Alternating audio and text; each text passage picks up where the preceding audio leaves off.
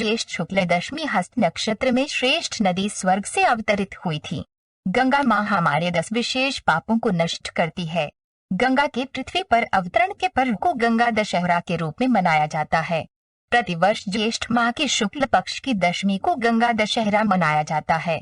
ज्येष्ठ शुक्ल पक्ष की दशमी को संवत्सर का मुख कहा गया है, इसलिए इस दिन दान और स्नान का ही अत्यधिक महत्व है। वराह पुराण के अनुसार ज्येष्ठ शुक्ल दशमी हस्त नक्षत्र में गंगा स्वर्ग से धरती पर आई थी। इस वर्ष 12 जून को गंगा दशहरा मनाया जाएगा। गंगा मैया हम भारतवासियों के लिए देवलोक का महाप्रसाद है। माँ गंगा हम भारतीयों को राष्ट्रीय एकता के सूत्र में पिरोती हैं। हमारे यहाँ मृत्यु से ठीक पूर्व गंगा जल की कुछ बूंदें मुंह में डालना मोक्ष का पर्याय माना जाता है। इसके जल में स्नान करने से जीवन के सभी संतापों से मुक्ति मिलती है। सरकारी प्रयास के साथ इस पवित्र नदी को स्वच्छ बनाए रखने की जिम्मेदारी हम सबकी भी है। किसी भी प्रकार से इसे दूषित न करने का संकल्प लेना होगा। नदी की स्वच्छता को बनाए रखने के लिए गंगाजी में स्नान करते समय साबुन का प्रयोग नहीं करें और न ही साबुन लगाकर कपड़े धोना चाहिए।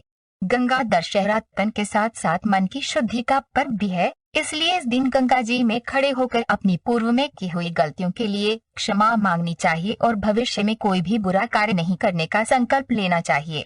गंगा के अवतरण की पौराणिक कथा प्राचीन काल में अयोध्या में सगर नाम के महाप्रतापी राजा राज्य करते थे।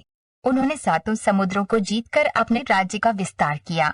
उनकी केशिनी तथा सुमति नामक 2 रानियां थीं। पहली रानी के एक पुत्र असमंजस का उल्लेख मिलता है, परंतु दूसरी रानी सुमति के 60,000 पुत्र थे। एक बार राजा सगर ने अश्वमेध यज्ञ किया और यज्ञ पूर्ति के लिए एक घोड़ा छोड़ा। इंद्र ने उस यज्ञ को भंग करने के लिए यज्ञ अश्व का अपहरण कर लिया और उसे कपिल मुनि के आश्रम में बांध आए। राजा ने उसे खोजने के लिए अपने 60,000 पुत्रों को भेजा। सारा भूमंडल छान मारा, फिर भी अश्व नहीं मिला। फिर अश्व को खोजते खोजते जब कपिल मुनि के आश्रम में पहुंचे तो वहां उन्होंने महर्षि कपिल को तपस्या करते देखा। उन्हीं के पास महाराज सगर का अश्व घास चर रहा है। सगर के पुत्र उन्हें देखकर चोर चोर चिल्लाने लगे। इससे महर्षि कपिल की समाधि टूट गई। ज्यों ही महर्षि ने अपने नेत्र खोले त्यों ही सब जलकर भस्म हो गए। अपने पितृ के चरणों को खोजता हुआ राजा सगर का पुत्र अंशुमान जब मुनि के आश्रम में पहुंचा तो महात्मा गरुड़ ने भस्म होने का सारा वृत्तांत सुनाया। गरुड़ जी ने ये भी बताया, यदि इन सब की मुक्ति चाहते हो तो गंगा जी को स्वर्ग से धरती पर लाना पड़ेगा।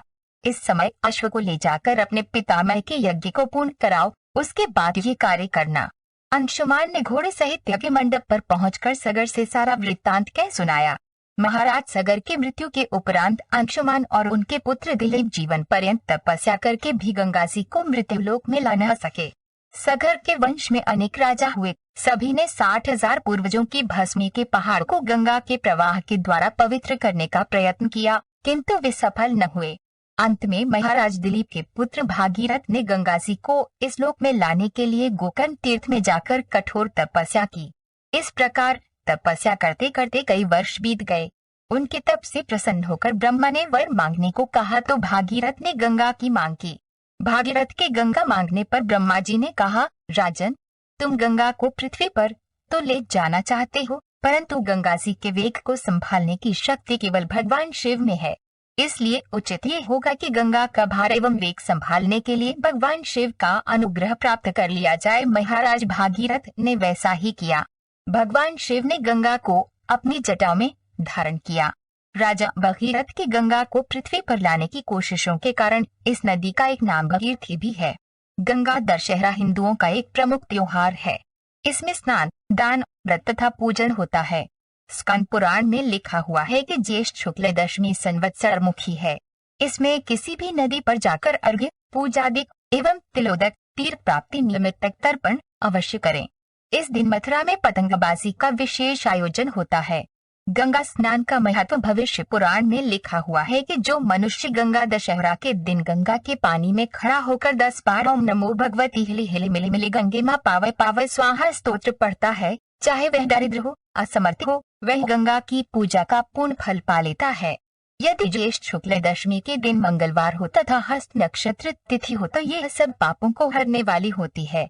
वराह पुराण में लिखा है कि ज्येष्ठ शुक्ल दशमी हस्त नक्षत्र में श्रेष्ठ नदी स्वर्ग से अवतरित हुई थी। वह 10 बड़े पापों को नष्ट करती है।